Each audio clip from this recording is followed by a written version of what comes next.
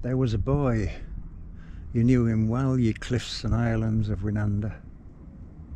Many's a time at evening, when the stars had just begun to move along the edges of the hills, rising or setting, would he stand alone, beneath the trees or by the glimmering lake.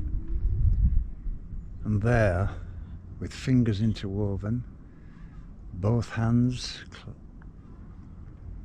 pressed closely, palm to palm, and to his mouth upraised, he, as through an instrument, blew mimic hootings to the silent owls, that they might answer him. And they would shout across the watery vale, and shout again, and responsive to his call, with quivering peals, long halloos, and screams and echoes loud, redoubled and redoubled, concourse wild of mirth and jocund din.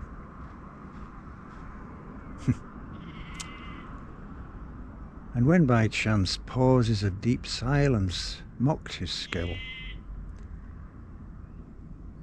then in that silence, as he hung there listening, sometimes a gentle shock of mild surprise carried far into his heart the voices of the mountain torrents, or the visible scene carried unawares into his mind, with all its solemn imagery, its rocks, its woods, and that uncertain heaven, received into the bosom of the steady lake.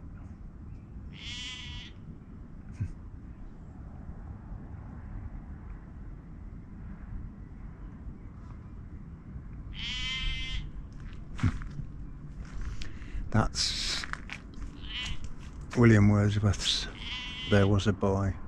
It's a small extract from his great long autobiographical poem, The Prelude. That, if you read further on, you discover that it's not about him. There was a boy, it isn't himself. He goes on to say that that boy died, the one who had the skill at mimicking the owls. And Thomas de Quincey, who knew Wordsworth, made a comment on that poem which I find absolutely fascinating. He said there's one little word in it on which the whole poem pivots.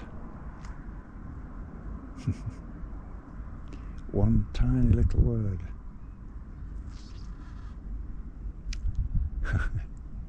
See if you can guess what it is. I couldn't have worked it out, but when it's revealed, it's obvious, and it's a beautiful observation.